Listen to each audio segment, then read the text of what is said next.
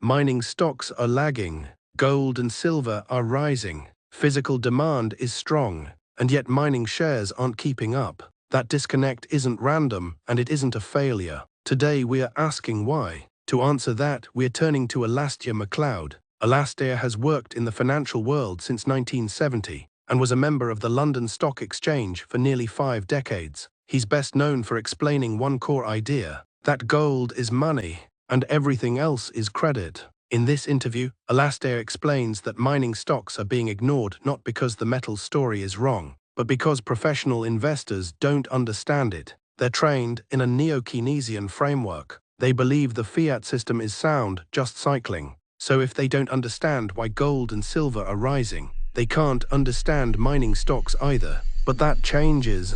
As we move into 2026, Alasdair explains why institutional capital will be forced into the mining sector. Not early and not cheaply. Let's go to Alasdair Macleod.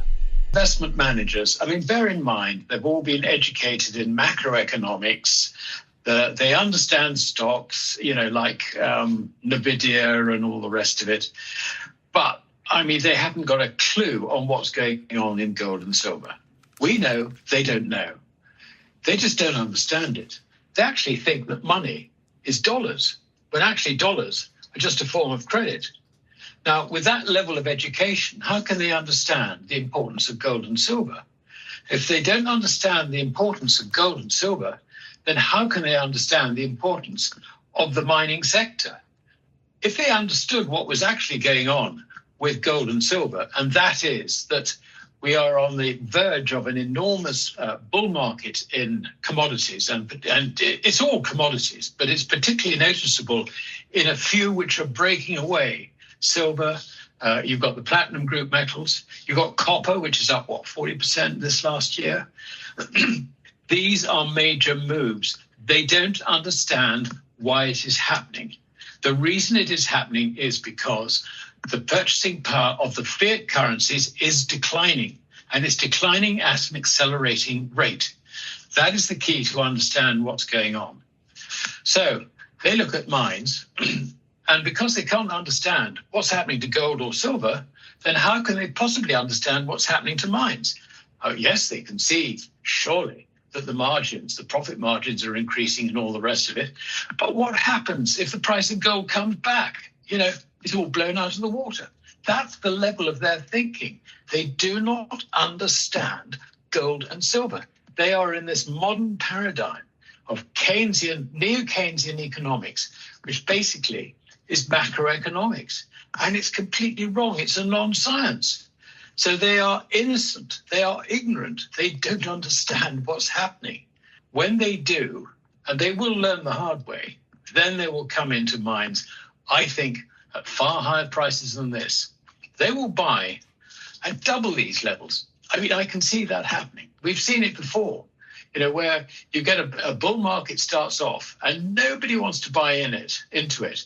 They see prices rise. They don't understand why. They don't understand it. It's always the first phase in a bull market. And that, I think, is where we are with the XAU and the HUI. But returning to the metals themselves, it is interesting that the last sort of Christmas week and New Year's Day and all the rest of it, you have a number of influences. The first is that everybody basically goes home and they're not interested in dealing in the markets. The second is that particularly industrial users of metals, they're on holiday. They take basically 2 weeks off.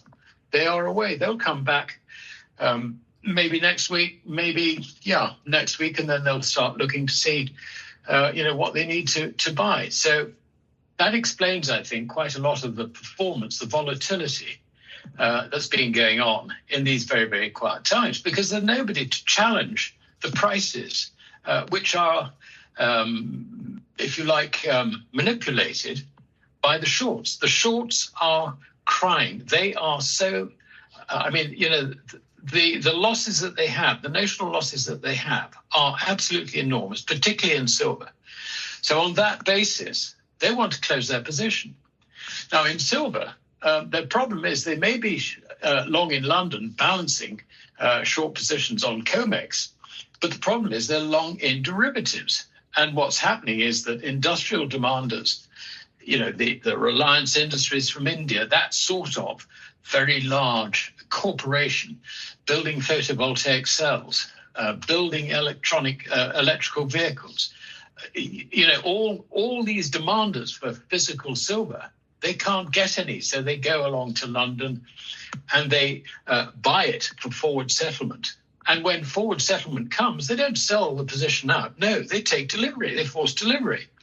And this is why lease rates have shot up, because the person or the bank or entity that sold silver contracts, if you like, silver for forward settlement in London, they haven't got it. They have to go and get it from somewhere. So they go and lease it from somewhere else. And that's why the lease rate shoots up.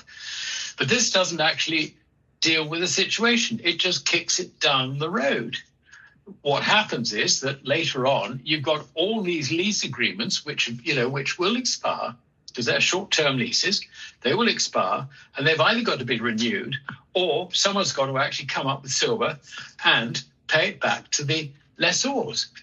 So this is a situation which is ongoing. And we are seeing, I think, Eric, one point I would like to make is that we are seeing the end of the dollar-based fiat currency system. Under those circumstances, you will see the end of this massive, massive derivative system. And as that occurs, as the derivatives get wound out into physical metals, then the prices of physical metals will rise and rise and rise. And we're beginning to see this certainly in copper in the broader sense. And I would reckon that you're going to see it in all the base metals. It's a situation, it's a once in a lifetime situation. It really is.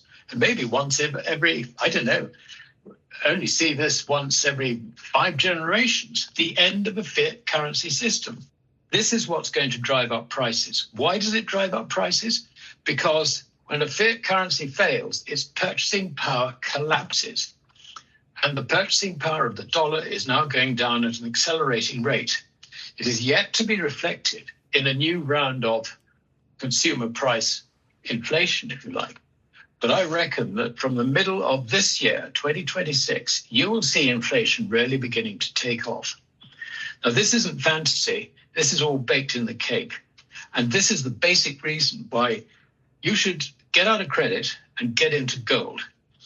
And as a side issue, if you really know what you're doing, you can get into other commodities as well. I don't think you'll come to any harm in them. You will probably do very, very well for a brief period of time. You might even make more money measured in declining dollars, declining sterling, declining euros, declining yen than you would, let us say, by just getting out of them and into gold. But basically, it's the end of the fiat currency system. Maximum time, I think, is 2 years.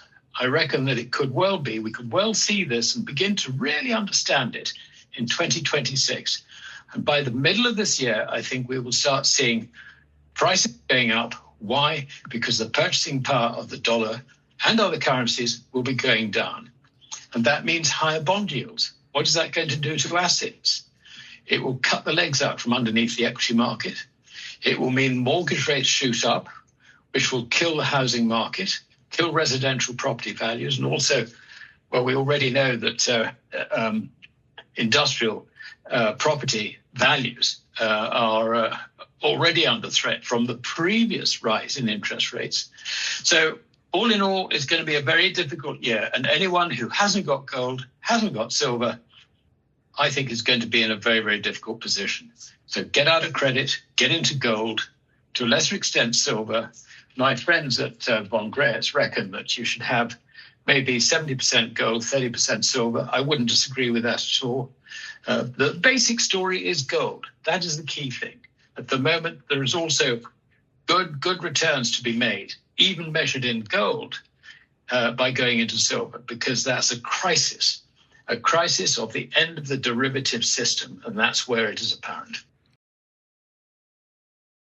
What Alasdair just described fits directly into the silver forecast thesis. This isn't about mining fundamentals breaking down, and it's not about metals losing momentum. It's about who isn't participating yet. Most institutional capital still believes the fiat system is intact, so mining stocks remain ignored not because the story is wrong, but because it isn't understood. Mining stocks don't lead the move, they confirm it late. As long as confidence in fiat currency continues to erode, the metals thesis remains intact, and the mining sector remains underowned, not broken. We'll keep tracking the signals and stress points until this disconnect can't be ignored. That's Silver Forecast.